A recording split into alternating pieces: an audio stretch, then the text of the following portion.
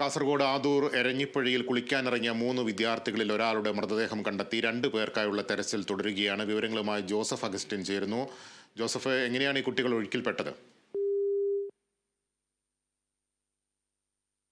കാസർഗോഡ് നിന്നാണ് ആ വാർത്ത വരുന്നത്. ആദൂർ എരഞ്ഞിപ്പുഴയിൽ കുളിക്കാൻ 3 കുട്ടികളാണ് ഇറങ്ങിയത്. അവരിൽ 3 പേരും ഒഴുക്കിൽപ്പെടുകയായിരുന്നു. ഒരാളുടെ മൃതദേഹം കണ്ടെത്തി.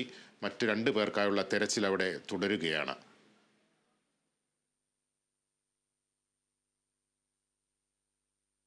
വിവരങ്ങളുമായി ജോസഫ് അഗസ്റ്റിനാണ് ചേരുന്നത്. ജോസഫ്, കുട്ടികൾ എങ്ങനെയാണ് ഒഴുക്കിൽപ്പെട്ടത്? തെരച്ചിൽ എങ്ങനെ പുരോഗമിക്കുന്നു?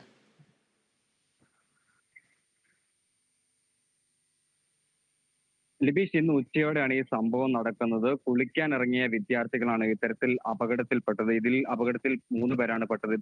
ഇതിൽ ഒരാളുടെ മൃതദേഹം കണ്ടെത്തിയിട്ടുണ്ട്. ഈ എരഞ്ഞിപ്പുഴ സ്വദേശിയായിട്ടുള്ള സിദ്ദിഖിന്റെ മകൻ റിയാസാണ് ഇതിന്റെ മൃതദേഹമാണ് ഇപ്പോൾ ലഭിച്ചിട്ടുള്ളത്. ബാക്കി 2 പേർക്ക് വേണ്ടിയുള്ള തെരച്ചിൽ ഇപ്പോഴും തന്നെ തുടരുകയാണ്. ഇവർക്ക് 17 വയസ്സാണ് പ്രായം വരുന്നത്. ബന്ധുവീട്ടിലെത്തിയ കുട്ടികൾ പുഴക്കടവിൽ കുളിക്കാൻ ഇറങ്ങിയപ്പോഴായിരുന്നു ഈ അപകടം നടന്നത്.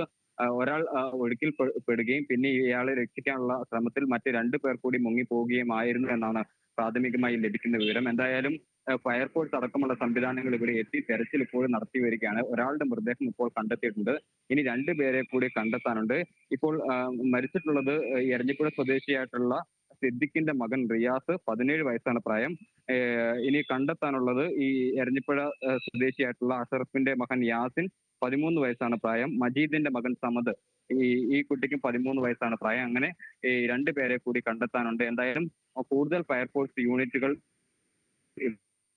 ഇവിടെ എത്തി തിരച്ചിലിനുള്ള, അതുപോലെ തന്നെ പോലീസിന്റെ സഹായത്തോടു കൂടി ഈ പ്രദേശങ്ങളിൽ കൂടുതൽ പ്രദേശങ്ങളിലും തെരച്ചിൽ വ്യാപിപ്പിക്കാനുള്ള ഒരു ശ്രമത്തിലാണ് ഇപ്പോൾ ഉള്ളത്. എന്തായാലും ഒരാളുടെ മൃതദേഹം കണ്ടെത്തിയിരിക്കുന്നു. ഇയാളുടെ മൃതദേഹം ചെർക്കളയിലെ ഒരു സ്വകാര്യ ആശുപത്രിയിൽ ഇപ്പോൾ സൂക്ഷിച്ചിരിക്കുകയാണ്. ലിബീഷ്, ആദൂർ എരഞ്ഞിപ്പുഴയിൽ കാണാതായ 2 വിദ്യാർത്ഥികൾക്കായുള്ള തെരച്ചിൽ തുടരുകയാണ്. 3 കുട്ടികളാണ് ഒഴുക്കിൽപ്പെട്ടത്. ഒരാളുടെ മൃതദേഹം കണ്ടെത്തി. വിവരങ്ങളാണ് ജോസഫ് അഗസ്റ്റിൻ നൽകിയത്.